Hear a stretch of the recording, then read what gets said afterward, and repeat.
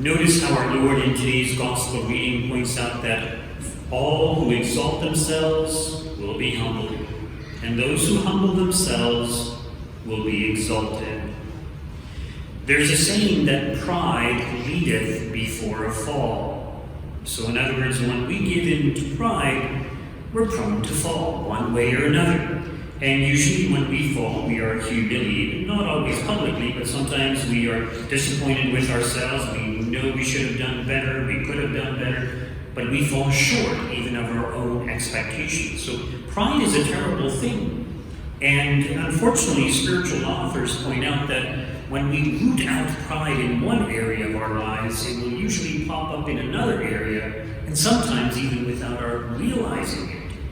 So there are many sins that we commit in a given day that we are not even aware of, and pride is one of those. And pride manifests itself in many, many different ways.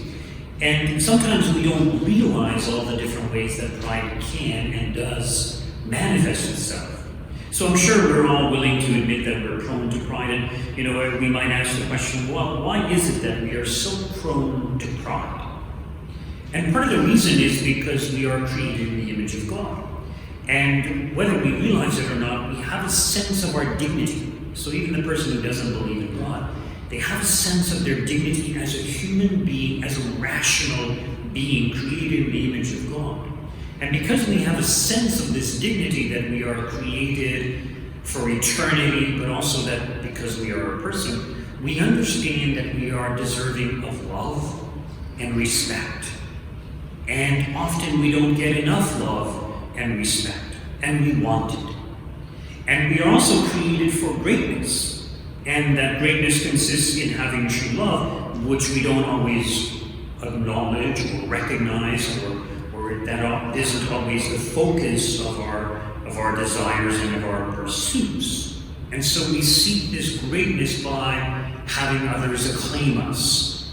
And when we give into pride, as we know, we tend to look down upon others. And sometimes the reason we give into pride is for all these reasons that I mentioned, but also because we know we fall so short of the standard to which we are called. But we don't want to admit it. And so we kind of want to boost ourselves up higher, and often the way we do this is by looking down upon others. In other words, putting them down in our estimation, in our eyes. So that's what normally, when people think of pride, they think of someone who exalts themselves, thinks they're so great, and they tend to look down upon others. So we all understand that, we all think of pride in that sense, but I wanted to read to you a kind of examination of conscience regarding pride. And pride, as I mentioned, is the root of all evils, and it's pride leadeth before sin. So the idea is that we seek humility. So humility is the foundation for all the virtues. And when we are truly humble, as our Lord points out, we will be exalted.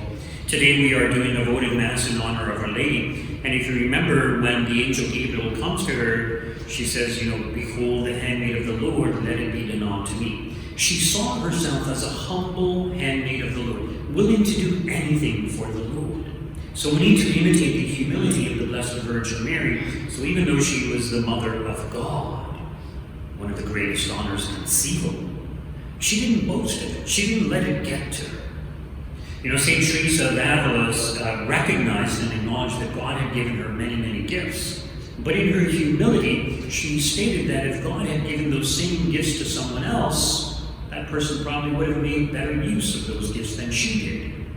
In other words, she acknowledged her sinfulness, her fallen human nature, her inability to even use well the gifts of God. Not to say that she didn't at all, but not to the extent that she could have. So I wanted to read this examination of conscience for you, and it's taken from St. Jose Maria Escriva. He has a couple of books, The Way, The Forge, The Furrow, and it's basically his sayings regarding certain topics. And so this is actually from The Furrow, and it's on the topic of humility. So here's what he writes. And it's number 263 for those of you who wish to look it up.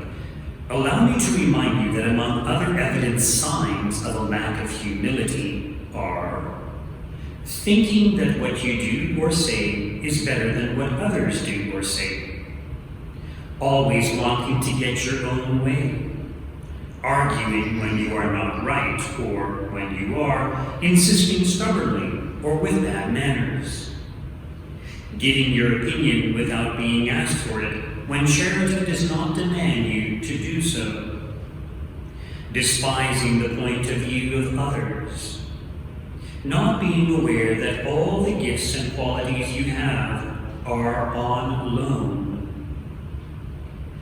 not acknowledging that you are unworthy of all honor or esteem, even the ground you are treading on or the things you own, mentioning yourself as an example in conversation, speaking badly about yourself so that they may form a good opinion of you or contradict you, making excuses when rebuked, hiding some humiliating faults from your director so that he may not lose the good opinion he has of you, hearing praise with satisfaction or being glad that others have spoken well of you, being hurt that others are held in greater esteem than you, refusing to carry out menial tasks, seeking or wanting to be singled out, letting drop words of self-praise in conversation, or words that might show your honesty, your wit or skill,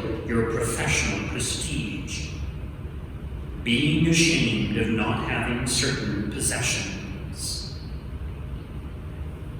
Of course, we can say that this is not a totally inclusive list. In other words, we could probably add to that, but it just makes us realize that there's so many areas in our lives where we can and often do give in to pride.